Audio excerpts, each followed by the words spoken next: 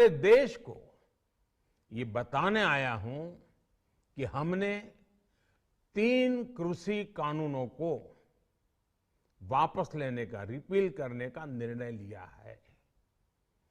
इस महीने के अंत में शुरू होने जा रहे संसद सत्र में, इसी महीने में, हम तीनों कृषि कानूनों को रिपील करने की संवैधानिक प्रक्रिया को पूरा कर देंगे।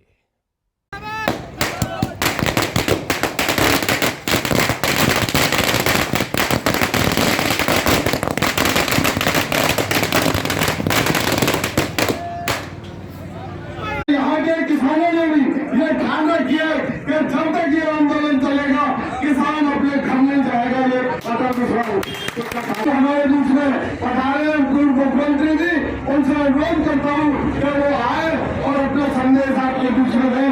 साथ ही हम संघर्ष समिति की तरफ से साथ ही भाई महेंद्र सिंह चौहान आएंगे और जो यहाँ की संघर्ष समिति है धरने में पूरे 52 सालों की सरकारी रहती है। साल तक बहुत ही लोकप्रिय मुख्यमंत्री रहे और उसके बाद से हमेशा किसान और गरीबों की लड़ाई लड़ने वाले हमारे बहुत ही अच्छे नेता और इस पलवल में उनके सभी साथी चौधरी करण सिंह दलाल जी, चौधरी उदय भान जी और उनकी समझ टीम ने यहाँ कभी कांग्रेस के नाम पर कोई राजनीति नहीं की, हमेशा किसान बनकर के आए और आज वो भी आपके बीच में किसान बन के आए हैं।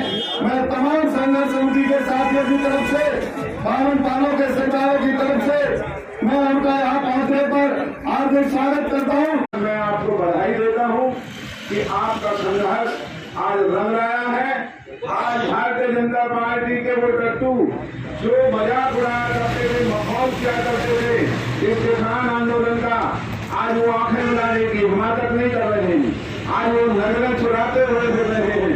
जो झूठी प्रशंसाएं ये कहा करते थे हमारा प्रधानमंत्री कदम बढ़ा करके वापस नहीं लेता है, आज उस प्रधानमंत्री की हैसियत इस 125 करोड़ जनता के सामने एक मामूली से कुछ आदमी की भी नहीं रही। आज जिस तरीके से खड़े उस करके टेलीविजन पर और गुरुपुरम का बहाना लेकर के वो अगर ये समझ रहा है कि देश के किसान और मजदूरों को मगरमच्छी आंसुओं को बहा करके वो बहकाने में कामयाब हो जाएगा, तो मूर्खता है इस प्रधानमंत्री की। इस देश के किसानों ने बिल्कुल बहुत नजदीक से ये देख लिया है कि भारतीय जनता पार्टी ये कभी किसान और मजदूरों की विदेशी पार्टी नहीं हो सकती। किसानों के बाल बच्चे, मजदूरों के बाल बच्चे, गरीबों के, छोटे कर्मचारियों के, छोटे व्यापारियों के, जितने भी हमारे भाई हैं उनके हितों के खिलाफ हैं। इसलिए हमें बड़ी सावधानी से आने वाले समय में अपने फैसले लेने हैं और इस इलाके की एकता को हमें ऐसे ही बना के रखना है। सबसे पहले जो आज फैसला प्रधानमंत्री ने कहा है कि कृषि कानून वापस लेंगे, उस बात की मैं आपको सबको बहुत बहुत मुबारकबाद देता हूँ। आज सुबह पत्रकारों ने मेरे को पूछा कि ये प्रधानमंत्री ने ऐलान किया है, प्रधानमंत्री नरेंद्र मोदी जी ने, तो आपकी एक प्रतिक्रिया क्या है? मैं भाई देखो, देर आए दुरुस्त आए, 1 साल हो गया, मैं आभारी हूं उनका, लेकिन मुबारकबाद मैं किसान और मजदूर को दूंगा। ये जीत उनकी है कि आपकी जीत है, किसान और मजदूर की। ये तो वो कानून वापस हो जाएंगे, लेकिन बहुत सारी समस्याएं हैं जो बैठ के मिलजुल के उनका समाधान करना चाहिए। आज मैंने कहा सबसे बड़ा जो समाधान है वो ये है कि आज कृषि जो है वो लाभदायक नहीं रही। कृषि कैसे लाभदायक हो इस बात पे करना चाहिए स्वामीनाथन का C2 फार्मूला लागू करना।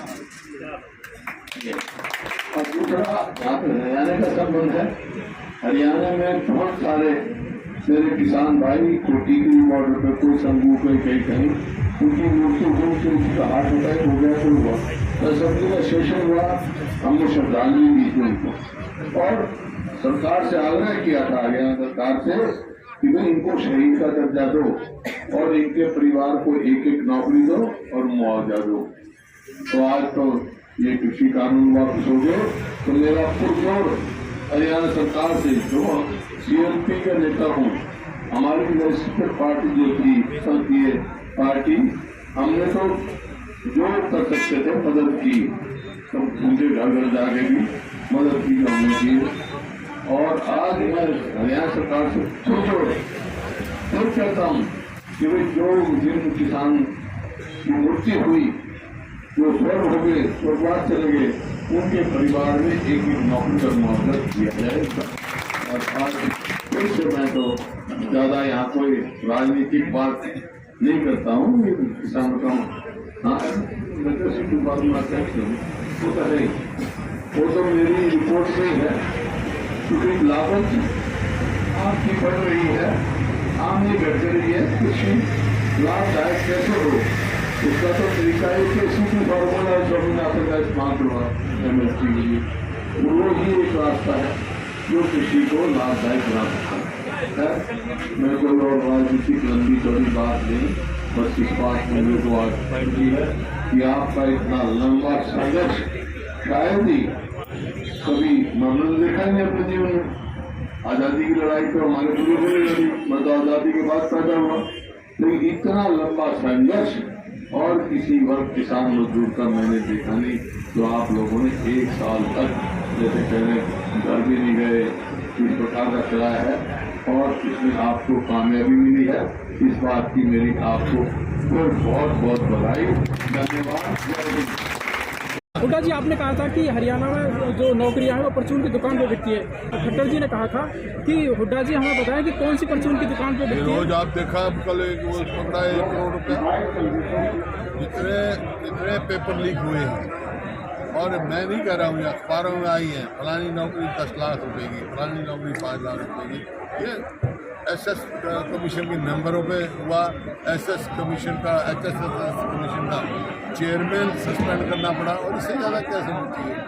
आज HPSC का जो सेक्रेटरी है उसके घर करोड़ों रुपए मिलता है, और कैसे बिकती है। चुनाव है, क्या पॉलिटिकल एंगल से देखा जाए तो किस नज़र से देखते हैं आप? पॉलिटिकल एंगल से देखें तो किस नज़र से देखते हैं? पंजाब में और यूपी में चुनाव है, कांग्रेस जीतेगी। आगामी चुनाव पंचायत तंत्र में चुनाव एक मुद्दा होता है।